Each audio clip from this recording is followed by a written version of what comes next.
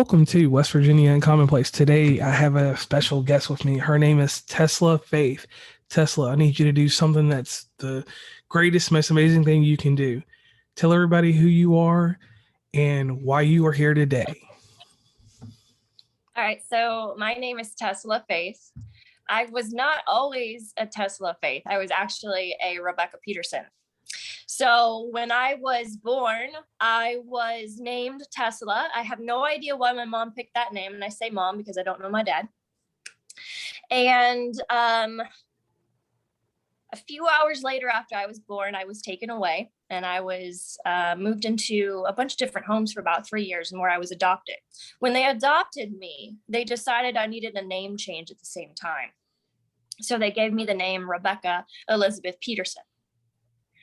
At the time, they felt like that was the best thing to do, but I struggled for years trying to find my identity. So fast forward about 28 years old, I changed my name back to Tessila Faith.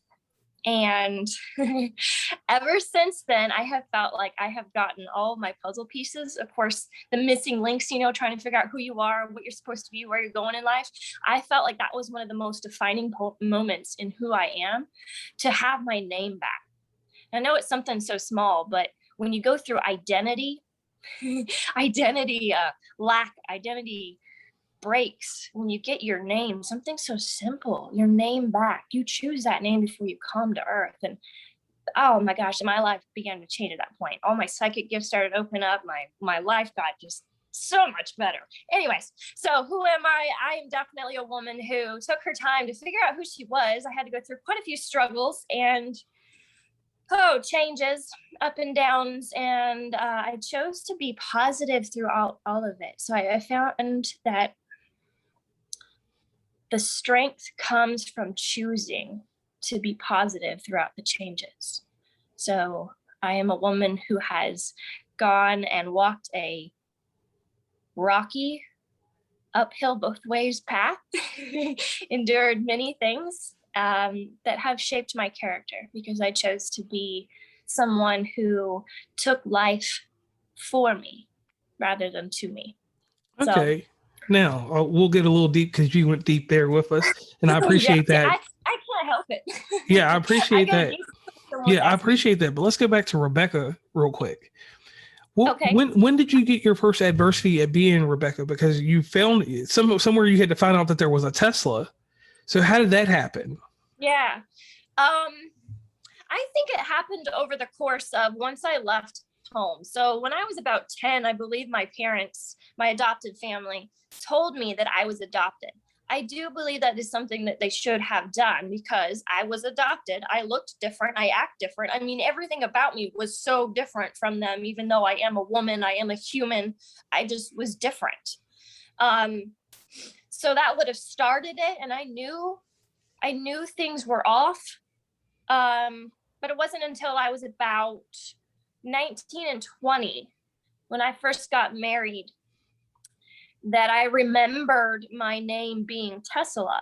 And I started going on that search, trying to figure out who that person was, where was my mother, who was my family. And I ended up getting on Google. This is how crazy connected Google is. Okay. I had one piece of information from my adopted mother, and that was an address, I believe. And with that address, I found a name. I called them up, and this was a course of months. It wasn't like I just went in there and found it. Okay. And do you want me to stop? I know. No. Keep going. Okay. And then I found out that it was a man living at that house, and I explained the names. It was an Aunt Perry and Aunt Terry and my mother, Suzanne. He said, yes, he remembered them and was able to give me a number. And that number gave me the direction to my Aunt Perry, who gave me to my sister, Stephanie, who was my actual biological mother's oldest child. So she's about 21 years older than me. Whoa. Something like that. Yeah. So my mom was almost 50 when she had me. I was born in 1990. Anyways, when I met them, so many things started to fall in place. I went into the military. Out of my adoptive family, I was the only one to go into the military. I was the only one to have the psychic gifts, the only one that was rebellious. I was rebellious because I wasn't conforming to the things that I was told I had to be. And I found that out as an adult. But anyways, I met my sister through the phone, never actually met her in person. And a couple years later, I met my mother. When I walked in that door to meet my mother, it was another one of those puzzle pieces. I was like, holy hell, this woman accepts me for exactly who I am. Never seen her in 21 years. And she's embracing me, giving me a hug, telling me she loves me. And it was amazing. It was another one of those pieces where Tesla felt right. Like, my mom named me this. This needs to happen. So it wasn't until I was 28, though, that I finally made that change due to some circumstances. But it was a period of many different changes and many different identity, like, oh, I'm missing something. Like, why do I feel called to be named this person again? Why am I feeling empty? You know what I mean? Yeah. I guess if you don't have your name, someone that's had a name change that was taken from them, and it was something that was taken without my consent. And I'm not dogging my adopted parents, but when changes are made without that person saying that's what they want, you take pieces from them that they struggle to find. So I don't think there was any one defining. There were many different moments that led up to, all right, this just needs to happen. I don't really care if I offend you anymore. I don't care if you don't like the name. This is me. And that's also part of my journey, is just accepting who I was, even if I wasn't loved conditionally, because it was always conditional. It doesn't matter because I love myself unconditionally. That makes sense? That makes sense. So you became Tesla Faith, and you meet your mom, and we'll go into a little detail on that because I'm really interested in that.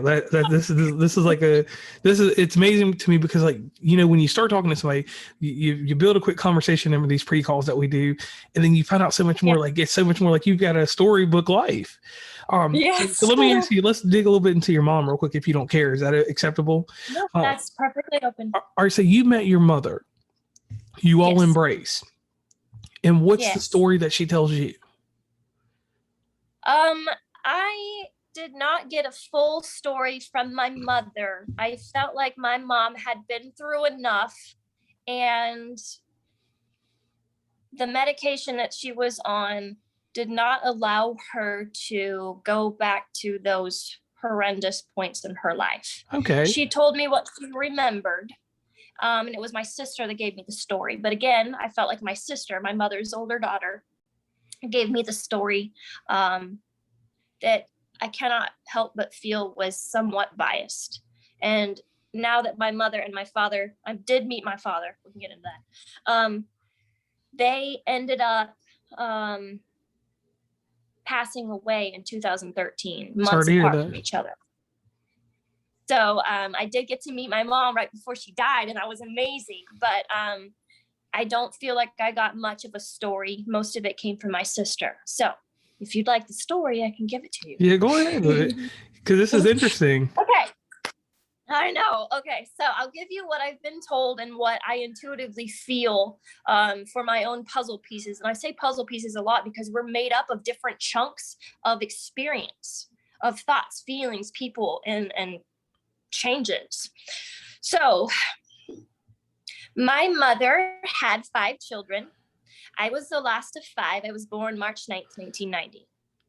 I have the newspaper clipping that my sister Stephanie sent me of my mother getting into trouble with the law because she was living in her car. Oh. She did not have a home. She did not have a home, and she had 3 children ranging from 3 years to like 5 or 9 months. She was with a boyfriend. They had left the car, according to the newspaper clipping, and the 3-year-old, being a baby, fell asleep, rolled off of the seat, and suffocated the baby. My mother went on trial for murder, along with her boyfriend.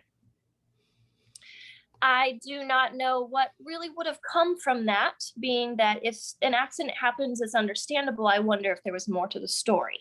Okay. She went on trial, and was acquitted, but was also told that she was mentally unstable and that she could not have any more children in the state of California. Somewhere down the line, she met my father, fell in love, was supposed to get married, and when she got pregnant, she panicked. She took off for the state of Washington and ended up living with her sister, Aunt Terry. Okay, Terry and Perry. Perry. Okay. She went to live with Aunt Terry in Washington, which is where I was born. And when my sister Aunt, or my aunt, her sister Aunt Perry, see, I'm getting confused, found out that she had me, decided to go up to the state of Washington. Okay, so from Sacramento, California, this is the story, and took me from my mother with only an hour having been with my mother. So she gave birth, expected to keep me, was thinking that her life was going to be better. She was supposed to marry this man, and her sister came in and took me. So within the next 3 years before I got adopted, I was in and out of homes. I don't know if I was in an adoption agency or if I was in foster care. Because you were a baby. I know that I was in, yeah, but no one has told me that I was in a system. They just told me that I was moved around and taken care of until I was adopted by the Petersons. And the Petersons were adopting another little girl. So as an adult, I feel that they felt pity and knew my family, my biological family, and felt that they should adopt me since they were already going through whatever, the legal standpoint of all of that. So I was adopted into that family.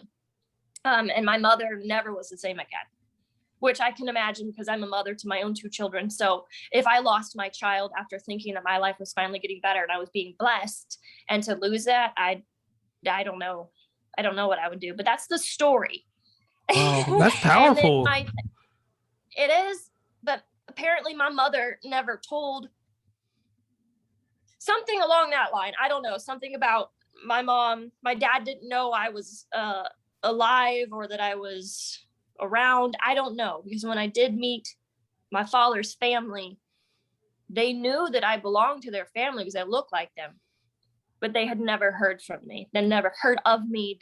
Dad didn't know anything about me. So somewhere the story is not completely jiving with other pieces of history, you know? Yes. So I've had someone ask me, well, wouldn't you be upset? Aren't you mad that you were neglected or rejected? I'm like, abandoned?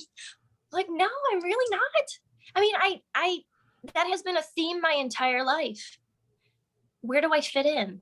Where's family? Who is my family? And I've had to learn to accept myself because, quite frankly, I don't accept myself. I can't expect someone else to accept me. So my family is obviously my children and people that have come into my life and accepted me for me. I don't have to have blood related family. I don't have to have my adopted family. I don't have to have a boyfriend, a husband. I am simply loved and accepted for me, regardless of who I am. And I chose to take the positive.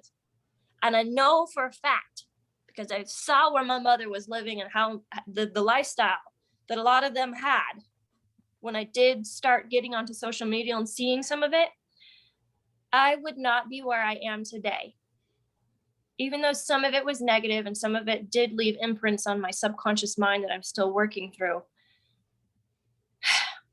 I would not be the successful, confident, loving, healer person, woman that I am today. You know what I mean? Like I choose to just take the positive from it and go, yeah, that happened to me, but you know what?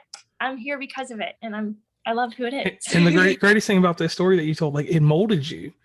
Parts of this puzzle that you didn't know were parts of the clay that were coming together, and you got that clay and it just built you up a little bit more, and it did a little bit more with you. Now, let me ask you this, going through all this, psychic powers, the intuition, when did that start? Because that's one thing that, like, when I talk to people that have this, I call it a higher standard of being. You're really mentally focused. You're really strong. You can tell that about you just by talking to you and how you look and how you stay very intimate with the eyes looking and paying attention. A lot of people don't do that. They'll look away, they'll look down or something like that. So that's one thing I want to commend you on there. So when did you get your first intuitive act or feeling? Oh man. All right. So I'm going to speak my truth, and I do not want anyone to think that I am dogging a religion or a lifestyle. I'm only going to speak as to how I felt and how I perceived and why I am today the person. So I was a little girl, and I had psychic gifts coming in left and right. I was seeing things, talking to things. I was waking up in the middle of the night at precise numbers, having certain things happen, dreams, intuition, all sorts of things were happening to me. But I was raised in a Christian home where I was told that I was working with the devil, or the devil was communicating with me and I was going to go to hell. So over time, I began to suppress that. But it was hard for me to suppress it because, like I said, I was different. It's really hard to suppress who you are. In fact, it'll cause that depression, that anxiety, that addictive type personalities, because you're not living the person that you're supposed to be. You're not the creative person, you know? So I think my earliest, I was upstairs. I was homeschooled. So I was upstairs doing a bunch of schoolwork, or more like playing, pretending to do schoolwork. And I heard the phone ring, and I immediately thought to myself, my sister is on the phone. She left glass on the stove and it blew up or whatever, cracked, and she's bleeding and she's calling mom for help. It was all just like a split second that information came in, just like a thought. And it was all very visual. I saw it all. And then my mom got off the phone, my adoptive mom, and said exactly what I had just thought. And it was one of those things like, whoa, how did I know that? Lots of little things. Like I had somebody I never found out who come, and I had long hair at one point, wisp my hair around and then disappear. I had other situations where somebody that I was close to, she was dying of cancer, and I would leave her gifts. And my form of gifts were this little tiny flower I dug out of the yard. It was probably a weed, but to me it was the gesture of here's a gift every day. And then I gave her like a carrot. I was just giving her little things to make her smile. Well, anyways, because I had done that, I was emotionally connected to her, and she looked forward to those gifts. With that emotional connection, we are connected to the soul. So when she died, I remember being dead asleep and woke up and stared at my clock. And I remember that to this day, exactly how my room looked. And at 9:30, I didn't understand. Like, I don't know why I'm awake or why the hell I woke up out of sleep, but I'm staring at the clock, and I'm sure I won't forget this. The next morning, my mom told me, hey, you remember that neighbor lady? She died at 9:30 last night. What? So I was definitely like, whoa, there's no way that I've got all this. And I didn't know at the time what was going on. And I was also very strongly pulled towards anything Halloween. Okay, so any type of witches, spells, the Halloween theme, like all of that. And I didn't understand why, because I was not allowed to even look at that stuff, let alone think about it. You know what I mean? Another situation was, this is where I think I, as an adult now and a developed psychic, I understand that it was probably my spirit guide that was talking to me, my guardian angel. His name's Isaac, by the way. He looks a little bit like you. Okay, we'll move on. Anyways, my mother had a beautiful horse. My sister and my mother were big into horses. Me and dad were more into four-wheelers and all that. I grew up on a ranch way out in Oregon. So we had cattle and horses and all that. Yeah. So I was the tomboy. My mother got on her horse, managed to get down to the gate past the barn, and her horse started acting funny. And she was highly upset. She was crying, and it is a massive animal. Even their heads are ridiculously heavy. You can barely hold them up. So when that horse went sideways and slammed against a tree, we knew that it was over, because it wasn't holding itself up anymore. And it's dangerous for them to be on their sides anyway. So when it slammed against the tree and the vet got there, dad tried really, really hard to get mom to go away. But of course, I was her pet. She wasn't leaving. And I remember asking myself, because I was 12, I remember saying in my head, is this horse going to die? And I contributed it to God or a higher power, because I immediately heard a very loud in this ear, yes. I was like, what? Looking around for who it was. And I was like, it was such a powerful feeling of, whoa, someone just communicated with me. And then sure enough, I think the vet gave the horse something to help it, but it had something going on with it and it just passed away. So anyways, those are some of them. Of course, I have a lot more now as an adult, but when I was little, that's kind of what triggered it. And I knew I was different. I mean, my thinking was of an old soul. There were things that I would tell my dad that I look back, I'm like, oh my God, that's what I was telling him. There's no way I knew that in that home. I wasn't allowed to even read that, let alone where that information come from. You know, it was in my subconscious mind from a past life. So anyways, I don't know. I knew I was different from the very beginning. Like, okay, now let me ask you this about your skills. Intuitive, medium. Okay. You want to know what that means? Well, no, I don't want to know what that means. I know what it means. The audience doesn't know. I'll get to that in just a second. So with having these traits, because we're not going to call them, I don't call them skills because I don't want to make it be derogatory towards what you have. These traits that are inside of you. When did you refine them and start honing them as an adult to become this medium that you are today? Okay, so I was about 20 years old when I sat in my son's room on my knees, crying, like a desperate cry. I was lost. I was scared. I was begging at the time, God, somebody, help me, because I feel like if I die, I'm going to hell. That was the idea that was placed in my mind growing up. It was so scary and so full of fear that I was literally crippling myself with being afraid of what I did next. If I do this, am I going to go to hell? Because at one point in my life growing up, it was literally to the point of, you didn't do this, you disobeyed, you're going to hell. That is so crushing to a spirit, to a soul. To have that fear-based pathway is what it's called, correcting you and keeping you in this box when I am a beautiful being with goals and a purpose that I want to live on a love-based pathway. So I remember thinking to myself, I've got to find out what I call looking for truth, my truth. I started searching, reading, digging. I almost would say that now that I've matured and become the spiritual person I am, probably was harassing anyone that called themselves a witch or psychic on Facebook. I was begging for information. I was so hungry for direction and some type of peace. And when you do find your truth, you do find peace because you're okay with that idea, that religion, that spirituality, that way of life that is you. And you're like, I can breathe because now I am loved for this wacky pink wall. You know what I mean? Like just the simplicity of who you are, you're loved for that. There is no reason why you got to follow this or follow that. So I, about 24 years old, started obsessively digging, I guess, to where I thought that I had to do this, study that, buy that book, do this, practice that, to a point of, oh my God, Tessila doesn't even know who she is right now. She's just doing everything.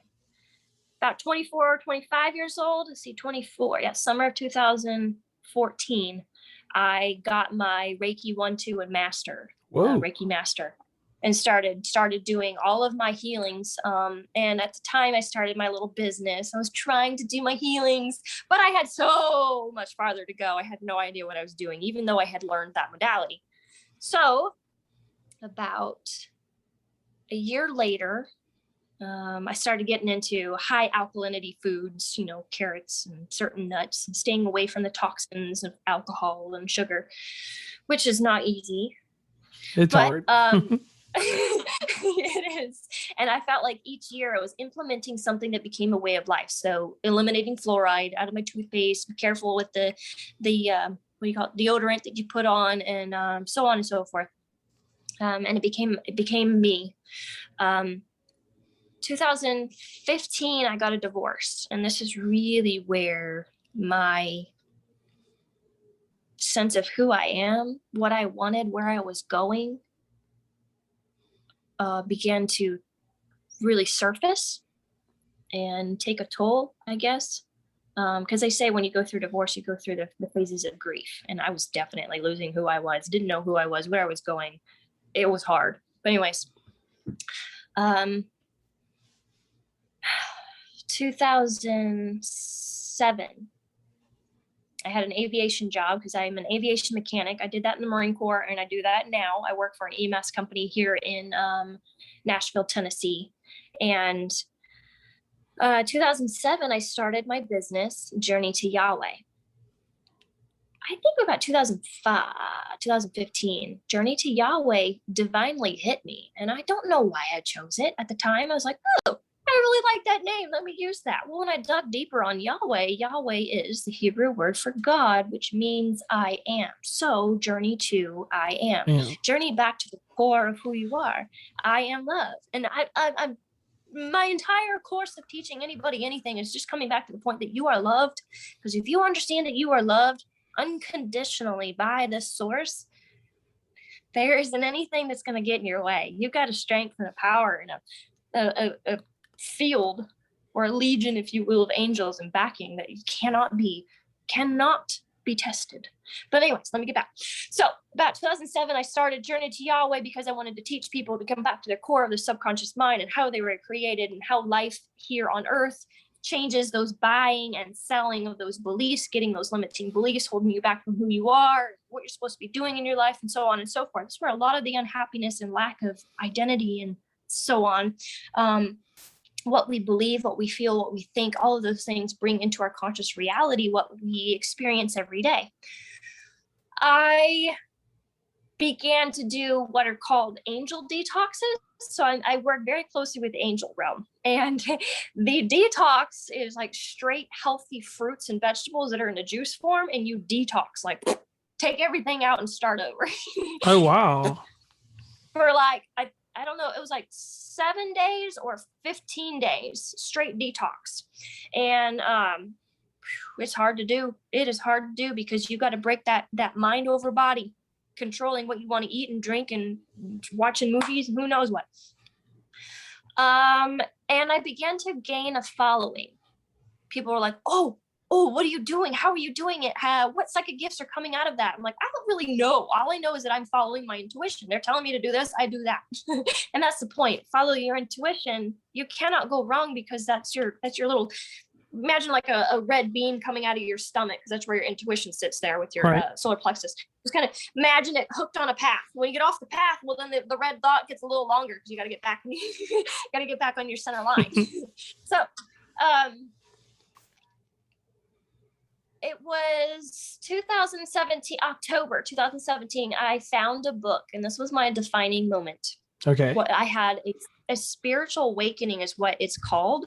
And you basically lose, I'm looking for my book, sorry. My entire identity was dropped, completely changed. You don't know who you are. I mean, it's one thing to don't know who you are when you're like going through a divorce, but it's a whole nother thing when you don't know who you are as a human on earth. Everything I had been taught as far as the religion with Christianity, just you sit there and all the little puzzle pieces, like, how did I know this information? Where did this come from? What? So this book is written by Doreen Virtue, 10 messages your angels want you to know. And they teach you about how your mind creates your reality, how there is no separation from God, creator, universe, source, whatever you want to call it. There is only the illusion of separation that is created by humankind. There is a love-based and a fear-based pathway. You manifest and create off of those thoughts and feelings. What happens when you die, and I don't know what your point is here on earth. I mean, you've got a purpose. Every single person has a passion. That passion is your purpose. There's no reason why you wouldn't love something and then, oh no, go work in the mines instead. No, you're supposed to live that passion. You are supposed to be successful and happy based on what you're supposed to be doing. And I tell people, you cannot fail at being who you are because you've been given everything that you need to be that person. If you want to be a vet and you're obsessed with animals and but your parents want you to rather be a lawyer because that's all they've done. Sorry, honey, now's the time to break that. You become that vet because I guarantee you will be massively successful, not on top of that, but happy. Happy. You have to be happy. You have to make choices to make yourself happy in order to be flourishing. You know what I mean? Okay, so yeah.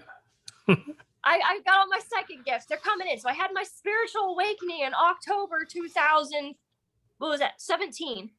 And trust me, I had some issues and people did not understand why I was feeling the way I was. And those of you who have gone through a spiritual awakening understand the identity crisis. Why am I even alive at this point? Like, I don't know if I'm supposed to be breathing right now. Do I eat? You're just lost. So I started meeting with a bunch of people in that town and just working with people, communicating, and they understood. It was great to have that help or that support. January, when I was doing a reading and a healing, an energy healing on a woman, I had compartments in my mind. Don't laugh. I genuinely had little bubbles in my mind that I would separate and I would use for readings, healings, and whatnot. And I would always work with Archangel Raphael and Archangel Michael. And one's the protector, one's the healer. They would come in the room and they would do their thing with me. And I remember being psychically, so clairvoyance works with the third eye, and I was projecting myself into this room. I laid this lady down and I can see energies. So based on what I have attuned myself to see, the energy that came forward, she's got a beautiful, every person does have this beautiful, transparent, pearlescent, beautiful energy, and then pops up the chakras. And depending on how they look, the work needs to be done on a balance. And then on the black splotches, that's something that has to be removed. Whole nother story. While I was working on this lady, pulling in energy and watching it flow and then working on her psychically, I wasn't physically touching her. All of a sudden, this woman with like this short crown of whitish curly hair, like older ladies have, she immediately looks at me and she's very defined. Like, she was looking at me with this face of like, don't you dare hurt my daughter. And I felt that. And I was like, whoa. And I had never seen a spirit or anything like that in my mind before. So I was totally thrown. And I popped back up out of meditation and just stared at my wall going, what did I just see? And I began to understand that I was a medium, a psychic medium. So I was able to see spirits, angels, and whatnot. And oh my goodness, what a shock, really. So down to it, there's energy healer, there's psychic gifts, and then there's also psychic medium or intuitive medium. So for me, intuitive, basically the same thing. Your psychic gifts work off of your intuition.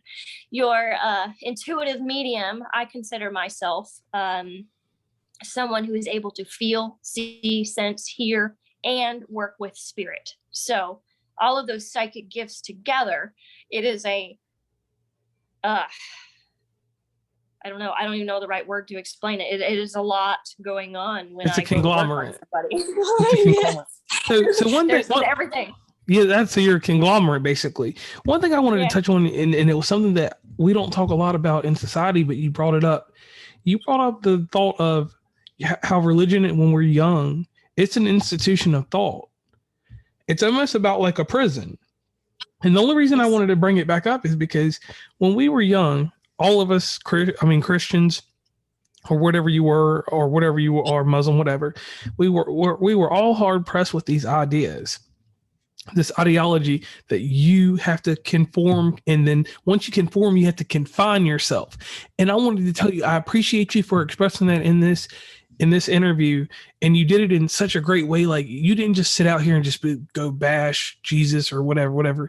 You just said the actual part that we all forget about, the cult part of religions, the human intuition that came from the people that made these rules, how they pressed it on you, and you broke those chains. I really appreciate that, and how tasteful you were with that.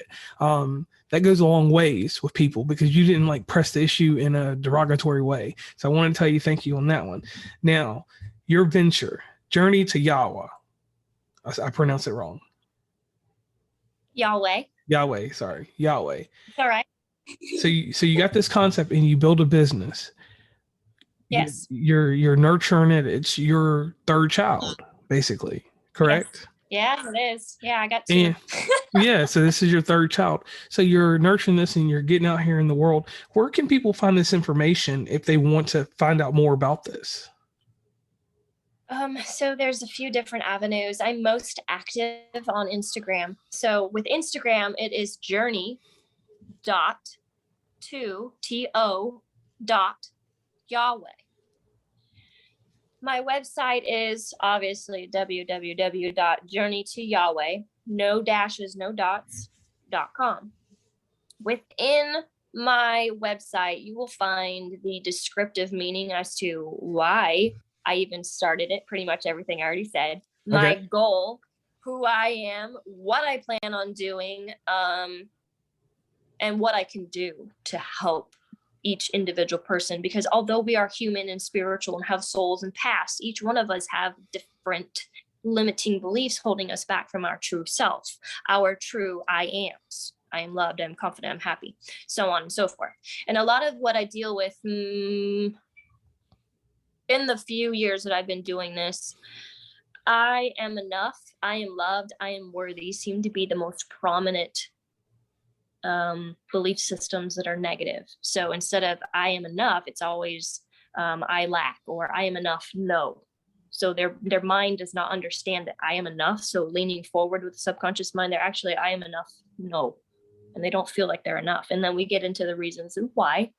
And then we get down to, I was 5 years old and my dad told me I was a failure, so I'd never amount to anything. But anyways, that's a whole nother story.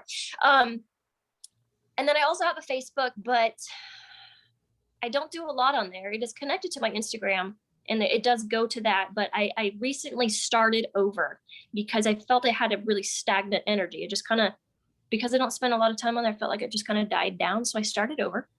But like I said, Instagram is where I do most of my communicating. And then I have a YouTube, Think, Align, Manifest, where I put my affirmational videos out and I do my subconscious mind work. And thank you. That's one of my favorite parts of the show. I call it the shameless plug. But something else happened along the way. You're out here, and what happens to people, and this is something that I always love to tell people about themselves. You get out here and you become a voice, right? Well, once you become a voice, you hear an echo. That's the voice coming back to you. When the voice comes back to you, it puts an energy inside you. And usually the energy stops at your hands. In your case, it stopped at your hands. You took a hand, you took a pen, you went to a computer, you started typing. Once you started typing turns into self-help, self-care. Then you know what happens after that? It becomes a book. So please tell us about your book. Oh, I was like, I didn't think you remembered. But think about the way I just said it. If you go for what I said, how it all takes place. Yeah, no, I like that. So when I was 5 years old, I've always been obsessed with books. I could eat a dang novel in a day at like 14. I was obsessed with reading. It was like my escape. But anyways, I was 5 years old and I didn't even know that what I was doing was manifesting. And I don't know if I have that anymore. I think my adoptive parents probably do. But in my little hope chest, I wrote this book. I took one of those black, you ever seen, I don't know the name of it, journal notepads. The one that looks like, are you talking about the one that looks like cow pattern? Kind of. Yeah. Yes, only bigger. Right. Yeah. Way bigger. Okay. So it was black and white. Yeah. And I was 5 years old and I wrote down my title and I wrote down my ending with my name and who I was at 5 years old. I mean, I don't know what I said, but that was the start of my manifesting of writing a book. So I was about 2017 when I started realizing that affirmations were a part of my purpose, teaching people the affirmations. And if you look on my Instagram, I have a lot of them. And I promise you the power behind them. I've watched my life change in a matter of days. And it'll be based on your faith and your belief system, and the how many blocks or onion layers you have, at how quickly these affirmations work. But I realized that was something that I wanted to do. So I started pulling affirmations for each chakra, and I wanted to create a children's book. But the more I produced and edited and got the drawings and colors and words and everything put together, I realized that this book was not just children based. Even though it's very simple and it's only about 2 pages per chakra, it is a basic guideline for every human on this earth to understand what the root chakra is, the color of it, the placement, and the affirmation to use to settle that chakras in balance, whether it's overactive or underactive. There's so many different ways you can go with that. I put this book together, dedicating it to my children and making it something very special and dear, and realized that the impact it will have on children as a parent to read that child that book every single day, even if just to teach them, they retain so much. This is why the molding and the impressing of the beliefs and ideologies and way of life, and this is how we do it, this is our culture, all of that makes a huge impression on a person as they're older, then they begin to break that. So I put together 7 chakras, because that's what we have, the 7 main, the 7 ones that everyone really talks about, and go into depth with the affirmations, colors, locations, male, female, just the different silhouettes, and combining all different aspects of teaching you really one thing. And then it teaches you why I have the colors, the placement, the shapes, and everything. It all is a method to the madness. The Marine Corps, they used to say that, well, there's a method to our madness. Like, you're just making me crazy. So there's a point. There's a point in that book why everything is very specifically put, and you understand that you are your creator. Everything is energy, and your intent is everything. So you intend to heal. You say, I'm going to balance this out. You're going to be able to do that with that affirmation. If you want to visualize that color and use that as a meditation, there's a mandala on the other side of the page. All of it comes together to help a person just find peace, balance, and healing. And where's this book located at? Where can they get it? Oh man, so I was selling it for a while, and I did not feel like it was reaching the full potential that my soul wanted it to have. So if they go to my website, I actually give it away for free. Whoa. I just want people to have it. So, is it in the ebook form, or do they get a signed physical copy? Well, I got originally, when I first got them produced, I got 12, and I was so excited, and I did sign all those, and I put the dates and everything. So there's originals out there. There's probably like 9 of them, because I kept 3 that have the original dates and whatnot. But no, it is e-form now, because I don't have that publishing company. I believe eventually I will have another publishing company, because book 2 will be coming out with more in-depth of how to use your mind to create and whatnot. But anyways, right now it's just a gift, and I feel so much better about that. Okay, I appreciate that. Now, into the author circle, that's something that that's a series that I do. I got to ask you a few author questions. When you were doing this, obviously this was partial self-care for yourself, right? Yes. To a certain degree. So you get the self-care you need in. Yes, sir. Bet the house. We are the most happiness podcast, the most grindingest podcast, the most hardworkingest podcast. Come tap in with us every Friday, brand new episodes on all platforms. So if you want that real, you want that funny, you want that authentic, this is the place to get it. We lit, we have fun, we party, but we always keep it real. We always keep it up, we always never let you down. Tap into us, Bet the House, always betthehouse.com. Let's go. Unapologetic, and we stand on that. We make you think, we make you laugh out loud. The realest place on the internet, hands down. We give it to you straight, nothing here is watered down. The best show in town, and you can bet the house. Yes, you can bet the house. Yes, you can bet the house. We give it to you straight, nothing here is watered down. The best show in town, and you can bet the house. Then, did you get any self-healing from this yourself? Oh, yeah. I mean, there's no way that I would be teaching this if I hadn't experienced the power and impact that this makes. So the defining moment that really set me down that path of realizing that I had to impact other people, and it made me happy, was when I was going through my divorce in 2015. I went to see a healer. Sometimes the healer has trouble healing themselves, so they go to someone else. And I went to a Reiki practitioner. And when I was leaving, I was very distraught. Of course, I was going through divorce, sad, negative. Everything was falling apart. And as I was walking away, I was not one to ever hear, "I love you, you are loved," and all of that growing up. That was real kept to your heart and not given. It was something that was earned. And when I walked away from her, she opened her screen door, and I remember her leaning out. She yelled very loudly, but not obnoxiously, and she said, "You are loved." And I remember stopping and turning around because I was kind of sideways from leaving her house. And I looked at her and she started to say something else. And I just remember thinking, like, why is she saying that? Like, this is really weird. Like, what did I do to earn this? I just paid you for a session. Why are you telling me I'm loved? What did I do to earn it? And she finished whatever she was saying. I was walking away and she said it one more time, "You are loved." I feel like that moment set me on a path of, what is this? What is this feeling? Why did she say that to me? And as I began to dig, the whole "you are loved." You're loved, Tesla, for the fact that you are doing this and going there and you're impacting these lives and you're different from these people that raised you. That's okay. You're still loved. You're different and you're teaching something they don't agree with. It's okay. You're still loved. It impacted me in more ways than I knew I needed. And it still does. I have 2 children who learn this from me, yet they're old souls and they teach me. So this entire life has been a learning curve, and to have these beautiful children in my life, for me to teach them, I'm learning from them myself. So this entire journey, of course, I teach, but I tell people I cannot be the healer that I am. I cannot be the coach, the guide, whatever you want to say, without first experiencing and having overcome these heartaches and these troubles and have the empathy to understand what you're going through. I cannot be somebody, "Oh yeah, I can help you. Let me take your money and run."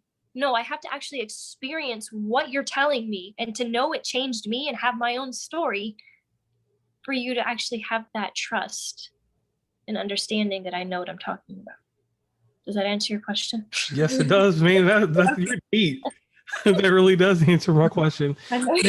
Now on your website, because we got to dig into that a little bit. Okay. Because you did the chakras and